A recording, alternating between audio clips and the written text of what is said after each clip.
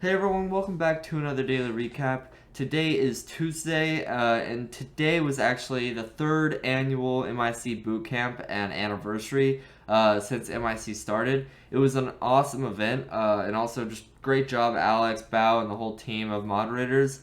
It was really huge. For me, the best part was the live trading of Alex. I already know the setups and I know why they work and I just understand them really well, but for some reason I never like understood how I would execute them, specifically on plays like first resistance or just shorting lines on like a day one stock. I never really was good at that, and I mean I haven't even tried it yet because I just haven't really understood and I haven't really pushed myself to do it. But after watching Alex live trade and execute his lines basically, like I have a lot more confidence and I feel like something clicked.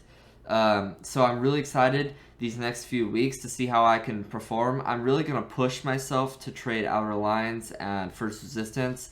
Just because I know I really understand it well, and nail and bail is really easy. It's not complicated, and that's why I think it's really good. Especially these next few weeks to months, the market could start heating up again because of VRPX. Before we get into this video, I do have to say this video is not backed by my investing club, but I am making these daily recaps and sharing them to you guys because I think my whole experiences and my struggles can actually help all of you.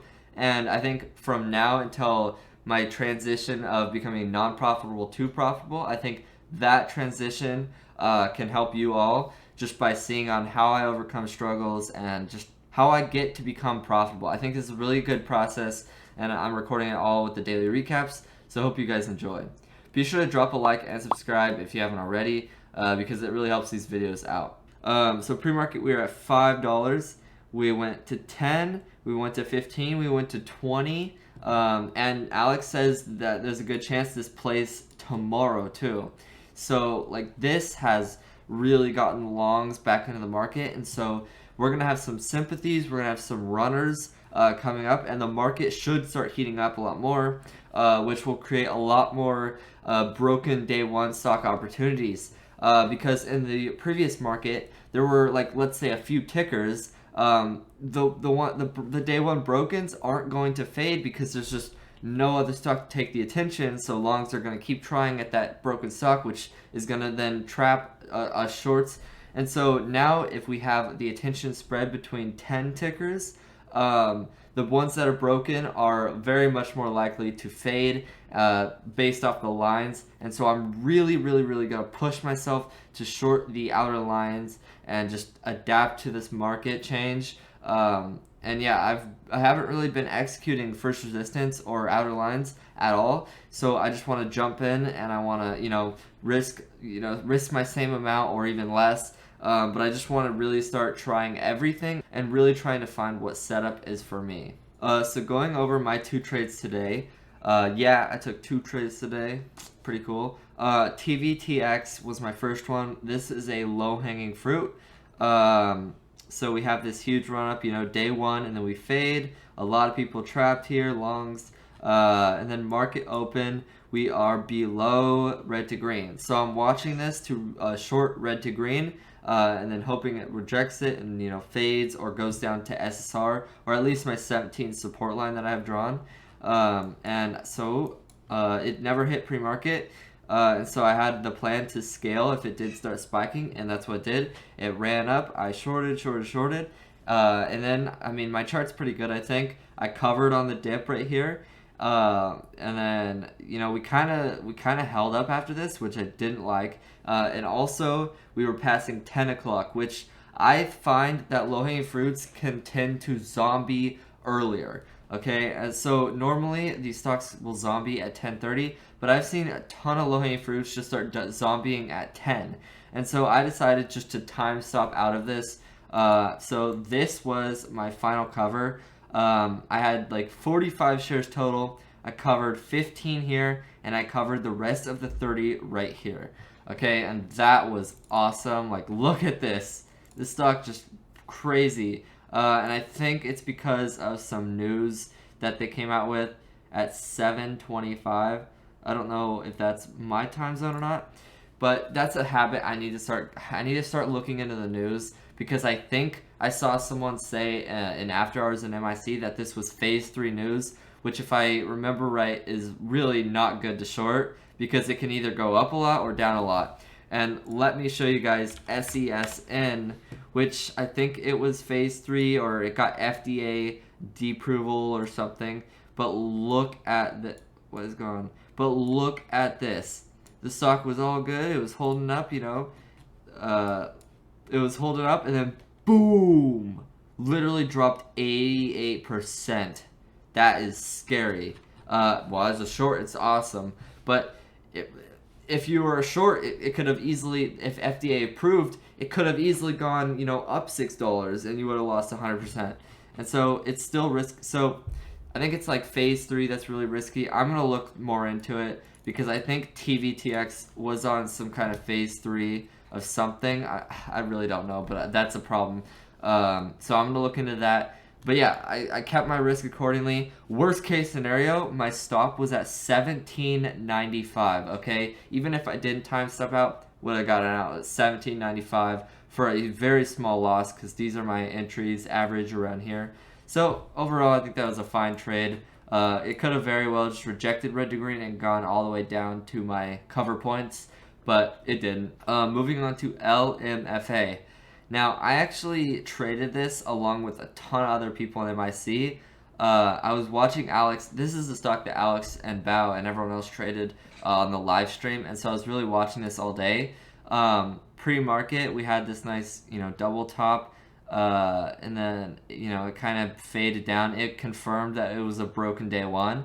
And at the time of pre-market, there was no other runners, and so this wasn't very ideal for a broken day one, because it could have, trapped and taken attention. But we had VRPX, the huge runner, that took attention right out of the open, and so this allowed this stock to become a broken day one and to be more safe.